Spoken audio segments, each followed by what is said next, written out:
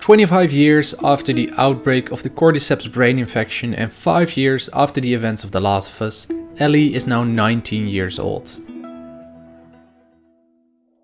Ellie and Joel have settled down in Tommy's settlement, living in relative peace within a thriving community. However, constant threats from the weather, infected and groups of survivors lead to a tragic event in Ellie's life.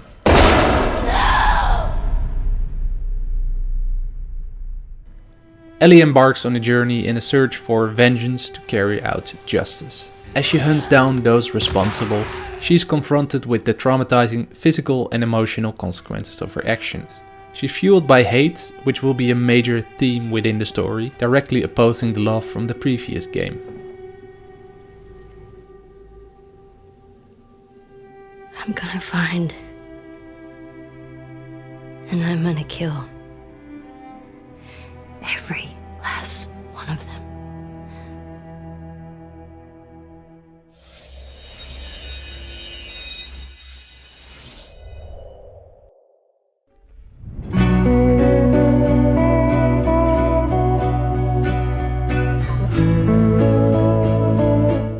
Let's take a step back. Ellie and Dina are going out on a daily expedition to survey the area and ensure the settlement's safety.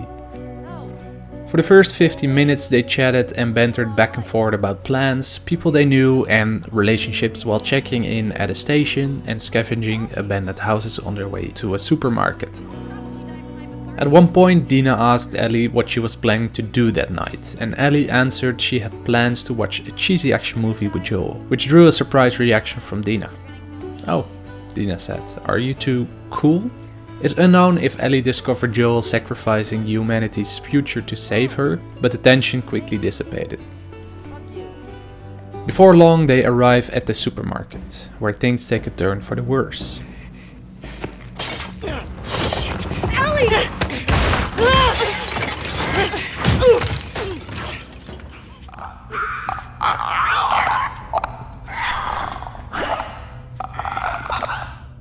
Infected, the first type of enemy encountered, quickly gather on their position.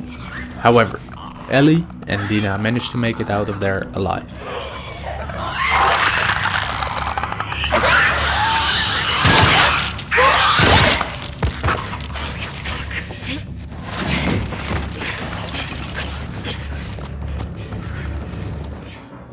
Other than runners, stalkers, clickers and bloaters, 5 years later shamblers are making an introduction. Providing an area of attack, the cloud of gaseous acid they create burns materials around it, burns your skin and blocks your view. It's yet unknown how this mutation could exist, but it has something to do with the environment and how much time has passed.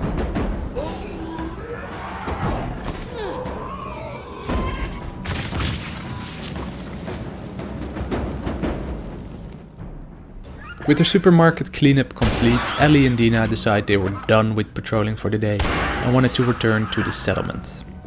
Unfortunately, a blinding snowstorm picked up and the two got separated. Just when it seemed like all hope was lost, Dina emerged and led Ellie into a once secret hideaway of their now deceased friend Eugene. Through exploring and reading through Eugene's notes, it appears he was a firefly involved in some terrorism after he left his family and kids to pursue a mission he thought was bigger and greater than the individual. Although signs were shown, it's unknown if the fireflies will return. Ellie and Dina stumbled upon Eugene's secret underground weed den. With nothing to do but waiting for the storm to pass, they settled on a couch and lit up. How would you rate our kiss from last night? What happens after is unknown. Trailers suggest Dina dies not long after, but it could be an almost too obvious bait and switch. In her search of vengeance, Ellie's going after the Seraphites, a mysterious and dangerous cult. Members of the Seraphites practice a form of ritualistic sacrifice. They hang their sacrifices by the neck and disembowel them, believing that they are nested with sin. They can be recognized by their shared characteristics, like male members having a clean-shaven head, where female members wear their hair in braided crown style. All members have a Glasgow smile, which is a scar on their cheek. Their attire, both men and women, wear dark pants, black shoes and dark trench coats featuring hoods. An example of the ritualistic sacrifice was seen when Emily, a member of the Seraphites, and her henchmen were hanging an unnamed woman. Rather than letting her die from rope strangulation, Emily prepared to gut the woman with her knife until one of the apostates, their word for defectors, Yara, arrived.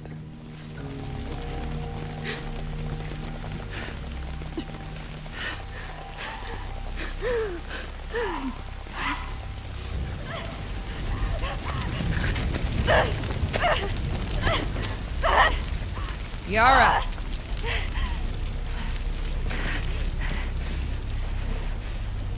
Where is the other apostate? Clip her wings.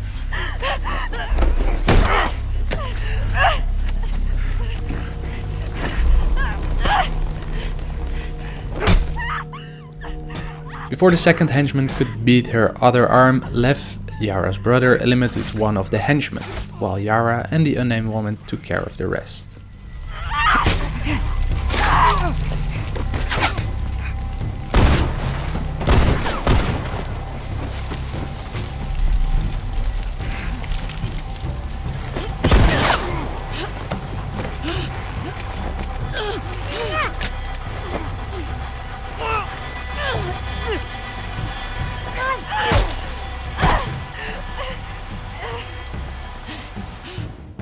Ellie runs into another ritualistic sacrifice in another part of the game.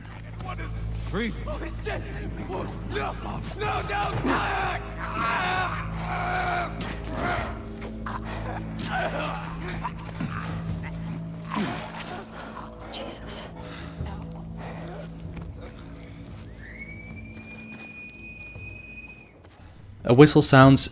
It's one of the most common ways the Seraphites communicate with each other. They are patrolling the area in search of Ellie, nicknamed Wolf. Struggling after getting hit by a rifle as well as an arrow, Ellie still manages to take down the Seraphite patrol.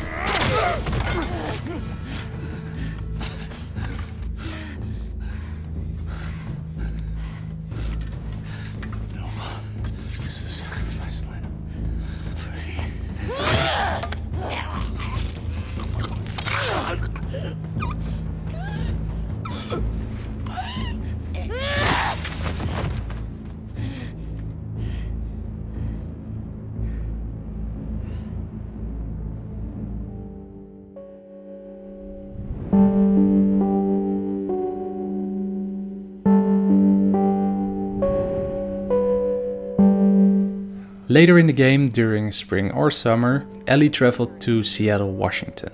Here she encounters the WLF, or Washington Liberation Front, a xenophobic militant group who have taken over the area, imprisoning or killing any and all trespassers. Other than humans, the WLF featured dogs too. Them being able to follow your scent means you will have to stay on the move to prevent being discovered. Ellie is here looking for Tommy, who was seemingly in conflict with his local faction, and it's at this point Joel catches up with her. What the hell are you doing here? You think I'd let you do this on your own?